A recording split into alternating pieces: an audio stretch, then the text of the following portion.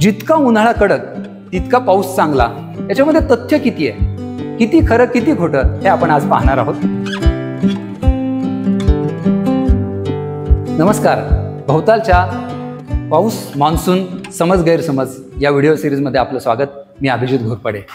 हवामान असेल, मान्सून असेल, पाऊस असेल, हे म्हटलं तर याच्याबद्दल खूप समज गैरसमज लोकांमध्ये असतात आणि अनेक धारणा या वर्षानुवर्ष मनामध्ये बसलेल्या असतात. त्याच्यावरच प्रकाश टाकणारी ही मालिका खास तुमच्यासाठी. आपल्याकडे पाऊस सुरू व्हायच्या आधीच त्याची चर्चा होते. जितका उन्हाळा कडक तितका पाऊस चांगला, असा एक समज आहे. त्याच्याबद्दलच आज आपण बोलणार आहोत. याच्यामध्ये तथ्य किती आहे, किती खरं किती खोटं हे आपण आज पाहणार आहोत. जसं मी म्हणालो की पावसाची चर्चा ही उन्हाळ्यातच सुरुवात होते त्याची. उन्हाळा जर तीव्र असेल तर त्या वर्षी पाऊस जास्त पडणार असं हमखास लोकांच्या मनात येतं. कडक उन्हाळा म्हणजे चांगला पाऊस हे सांगितलं जातं आणि त्याच्या मागं मग वेगवेगळी कारणंही दिली जातात. या कारणांबरोबर त्यात किती तथ्य आहे याचा फारसा विचार केला जातोच असं नाही. त्याच्यावरच आज आपण प्रकाश टाकणार आहे. पण मुळात ही धारणा, हा समज हा कुठून आला असावा हे जर आपण पाहायचं असेल तर उन्हाळ्यानंतरच आपल्याकडं मोसमी पावसाचं आगमन होतं आणि पाऊस येतो. कदाचित ते कारण या धारणामागं असू शकेल. दुसरं, जेव्हा उन्हाळ्यात पाऊस पडतो, जेव्हा वादळी पाऊस ज्याला आपण वळीव म्हणतो, तो जेव्हा पडतो तेव्हा दुपारपर्यंत असह्य उकाडा असतो, प्रचंड उकडतं आणि त्याच्यानंतर आपल्याला पावसाच्या सरी, उन्हाळी पावसाच्या किंवा वळवाच्या सरी पाहायला मिळतात. म्हणून कदाचित उन्हाळा आणि त्याच्यानंतर पाऊस, उकाडा त्याच्यानंतर पाऊस, म्हणून हा संबंध जोडला असेल का?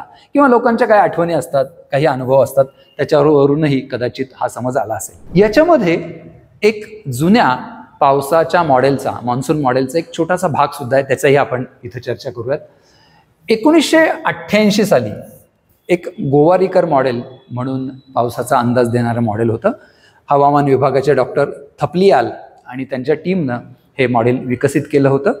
डॉक्टर गोवारीकर हे तेव्हा पंतप्रधानांचे वैज्ञानिक सल्लागार होते. त्याच्यामुळं त्यांच्या नावाने हे मॉडेल विकसित झालं किंवा माहिती झालं.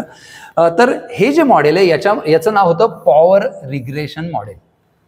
आणि पावसाचा अंदाज देण्यासाठी याच्यामध्ये 16 घटक होते. त्याच्यामध्ये एक घटक होता, तो होता मध्य भारतातलं मे महिन्याचं तापमान.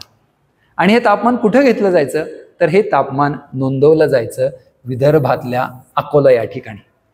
त्याच्यामुळे पावसाच्या अंदाजासाठी हा एक घटक हा घेतला जात होता, ग्राह्य धरला जात होता, हा 1988च्या मॉडेलमध्ये. पण त्याच्यानंतर विज्ञान बरंच पुढं गेलेलं आहे. आत्ता विज्ञान काय सांगतं तर विज्ञान असं सांगतं, ते जे मॉडेल होतं, डॉक्टर गोवारीकर मॉडेल होतं, हे त्यावेळेच्या अभ्यासानुसार होतं आणि त्यावेळेचा अभ्यास हा आत्ताच्या तुलनेत बराच अपुरा म्हणावा लागेल अशा प्रकारचा. त्यामुळं आता हे मॉडेल कालबाह्य झालेलं आहे.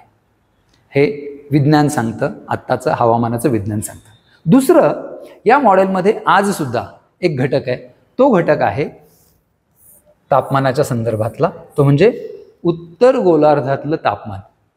पण उत्तर गोलार्धातलं तापमान आणि आपल्याकडचा उकाडा याच्यामध्ये आपल्याला फरक करावा लागेल. तो असा की उत्तर गोलार्ध हा खूपच व्यापक घटक आहे आणि आपल्याकडचा उकाडा हा त्या तुलनेत अतिशय छोटासा घटक आहे. त्याच्यामुळं या दोघांमध्ये आपल्याला गल्लत करता येणार नाही, फरक करावा लागेल. म्हणूनच आपल्याला त्याचा संबंध, आपल्याकडच्या उकाड्याचा संबंध येणाऱ्या जास्त पावसाशी लावता येणार नाही. कारण मोसमी पाऊस हा अतिशय व्यापक घटक आहे. त्यामुळं तो कुठल्याही छोट्याशा घटकामुळं प्रभावित होत नाही, होणार नाही. त्यामुळं आपल्याकडं एखाद्या वर्षी जास्त उकाडा असेल तर त्या वर्षी जास्त पाऊस पडणार, ही धारणा वैज्ञानिक आधारावर खरी ठरत नाही. तुम्हाला वाटत असेल, वाटो, पण त्याच्या मागं कुठलंही विज्ञान नाही.